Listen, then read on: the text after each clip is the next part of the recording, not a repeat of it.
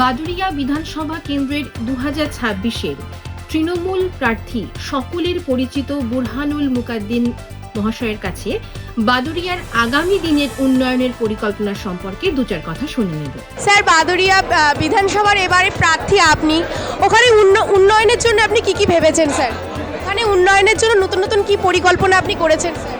দেখুন, 15 বছরে মমতা বন্দ্যোপাধ্যায়ের আমলে সরকারে বাদুড়িয়ার 90% ডেভেলপমেন্ট কমপ্লিট। বাদুড়িয়ার মানুষের দীর্ঘদিনের দাবি ছিল ইছামতির উপরে সেতু, সেই সেতুর কাজ সম্পূর্ণ হয়েছে। আগামী 10ই এপ্রিলের ভিতরে সেতুর উপর মানুষজন যাতে চলাচলের জন্য যেতে পারে তার ব্যবস্থা যাবে।